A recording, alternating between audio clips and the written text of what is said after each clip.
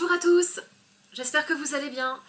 Je vous retrouve aujourd'hui pour la première partie de mon bilan lecture du mois de mai. Comme j'ai pas mal lu ce mois-ci, je préfère diviser mon bilan lecture en deux vidéos pour ne pas vous en faire une trop longue. J'essaie quand même de réduire et de pas tout le temps vous faire des vidéos de 15 minutes, même si j'ai un peu de mal parce que je blablate beaucoup. Je vais vous présenter aujourd'hui quand même 8 livres, mais vous allez comprendre, il y en a 4 que je vais présenter en une seule fois parce que c'est des petits livres. Et on commence tout de suite par Mon nez, mon chat, l'amour et moi, le journal intime de Georgia Nicholson de Louise Rennison chez Pôle Fiction, donc chez Gallimard Jeunesse dans la collection Pôle Fiction. C'est un livre, je vous en avais déjà parlé, que j'ai eu à la FNAC, c'était un gratuit. On y suit Georgia, 14 ans, qui pendant une année scolaire va nous raconter ses déboires, sa vie et surtout ses premiers amours. C'est très très drôle parce que Georgia, elle n'a pas la langue dans sa poche, elle n'hésite pas à dire ce qu'elle pense. Et surtout, elle a une relation très particulière avec cette bébête là, son chat, Angus, qui est un espèce de croisement bizarre entre plein d'animaux. La façon dont elle en parle est vraiment très drôle. Et franchement, j'ai passé un excellent moment avec Georgia. C'est un premier tome, je crois qu'il y en a 8 de sortie, si je ne dis pas de bêtises. Et franchement, je pense que je lirai la suite, j'essaierai de chercher les autres. Parce que, alors, ça vole pas très haut, mais c'est très drôle. Ça fait passer un excellent moment. Donc si vous aimez tout ce qui est un petit peu journal intime, et effectivement avec beaucoup d'humour, jetez-y un œil, ça vaut le coup. J'ai ensuite enchaîné avec Emerald Green de Kirsten Gier, le troisième tome de la trilogie des gemmes, donc là c'est Vert Émeraude en français. On y retrouve Gwen et Gideon, là où s'était arrêté le tome 2. Je ne vais pas trop vous en parler de l'intrigue, parce que sinon je vais tout vous gâcher, ce serait dommage. Mais je trouve que ce tome apporte une belle fin à la trilogie. Il y a des fois où les trilogies, je trouve que la fin laisse penser qu'il pourrait y avoir d'autres choses. Et là, c'est bien fait, c'est bien terminé, c'est bien emmené. On répond aux questions qu'on a pu se poser tout au long de la trilogie.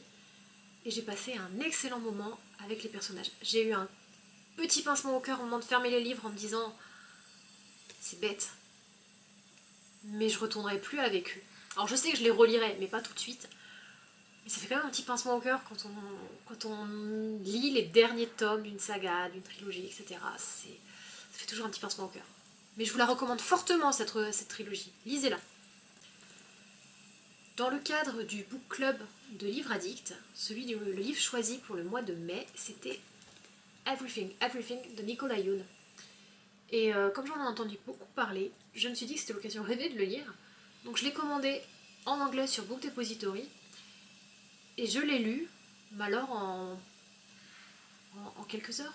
J'ai dû le lire en 3 heures, je crois. Je l'ai dévoré, j'étais incapable de le lâcher. Je l'ai commencé un samedi matin au lit. Je l'ai fini sans... Enfin, j'étais incapable de le lâcher. Donc on y suit Maddy, donc, Madeleine de son vrai prénom, qui est atteinte d'une maladie très rare. C'est une enfant bulle. Elle est allergique au monde extérieur. Et donc elle vit dans sa maison qui est entièrement aseptisée. Pour rentrer chez elle, elle est obligée de passer par un sas. Enfin, pour que les autres rentrent chez elle, elle est obligée de passer par un sas. Et elle n'est pas sortie dehors depuis plus de 10 ans, presque 17 ans. Elle a 17 ans. Je crois que oui, je crois que ça fait 17 ans qu'elle n'est pas sortie de chez elle. Et un jour, une nouvelle famille emménage dans la maison d'à côté. Et ils ont 2 enfants, dont un garçon, Oliver, qui a à peu près le même âge que Maddy. Et ils vont progressivement se lier d'amitié, commencer par échanger des messages à travers la fenêtre, puis par mail, etc. C'est une très belle histoire, une magnifique romance. J'ai adoré. J'ai pas senti venir la fin. Et franchement, c'est une petite pépite, ce livre. Un vrai régal. J'ai ensuite lu Houdini, magicien et détective, le tome 1, Métamorphosis de Viviane Perret. J'avais pu rencontrer l'auteur lors du salon Quai du Polar, qui me l'avait d'ailleurs gentiment dédicacé. Alors, on y suit Houdini en 1899, à l'époque où il commence doucement à se faire connaître du grand public. Il commence doucement à gagner sa notoriété. et il va se retrouver à mener l'enquête sur un enlèvement d'une jeune chinoise. Et comment vous dire, il y avait beaucoup de potentiel pour ce livre, et au final, je me suis un peu ennuyée. Il y avait tellement de choses qui se passaient que j'ai eu du mal à certains moments de me souvenir. Je me suis dit, mais qui c'est lui? Pourquoi il est là? Qu'est-ce que c'est que ça? Pourquoi ils font ci? Pourquoi? J'arrivais pas à rentrer dans l'enquête même. Le côté historique était génial, mais le côté enquête m'a gênée. J'avais beaucoup de mal à rentrer dedans, ce qui est quand même un peu dérangeant quand il s'agit d'un roman policier, on est d'accord. Et enfin, les 4 livres dont je vais vous parler d'un coup, parce que vous allez comprendre pourquoi. Il s'agit de 4 albums jeunesse, dérivés d'une série télé. Oui, oui, d'une série télé. Il s'agit de ces 4 petits livres, donc Dr. First, Dr. Fourth, Dr. Eleventh et Dr. Twelfth. Vous reconnaissez les dessins, hein? Il s'agit de Monsieur Madame version Doctor Who. Donc là, je vais vous prendre 12 pour vous montrer un petit peu. Ça sont 12. Je vous mettrai le lien dans la barre info. La chaîne officielle de Doctor Who a sorti une vidéo dans laquelle ils lisent le roman avec les illustrations. Donc par exemple, là vous avez Missy et 12. Et je trouve ça extrêmement mignon de reprendre les personnages des contes pour enfants, les Monsieur Madame, et de les attribuer au docteur. Donc pour le moment, il n'y en a que 4 de sortie, je vous ai dit, donc 12, First, Fourth et 11. Les autres sortiront progressivement mois d'août, si je ne me trompe pas, donc je les achèterai évidemment. Et ce sont des petites enquêtes, enfin des petites histoires toutes mignonnes. Donc là on suit 12 qui va essayer d'arrêter Missy, qui a un projet extrêmement sombre. Le premier, c'est le docteur qui va essayer de retrouver sa fille, sa petite fille, et qui va se retrouver avec des Cybermen, qui va croiser le chemin de quoi. Je crois qu'il y a des Daleks à un moment, enfin bref. Non, là c'est que des Cyber dans celui-là. Mais c'est tout chou. Dans Eleven, c'est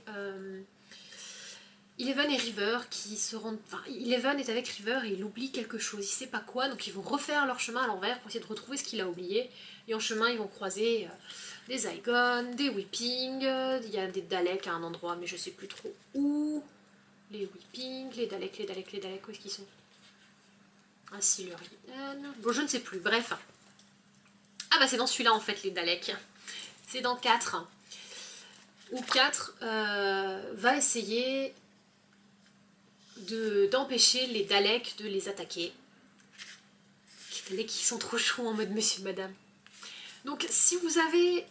si vous aimez la série Doctor Who, et que vous avez des enfants en bas âge, et que vous parlez anglais, parce que c'est pas encore disponible en français, franchement, faut pas hésiter. C'est des petits livres qui coûtent 5 pounds, et c'est vraiment génial si vous aimez l'univers de la série.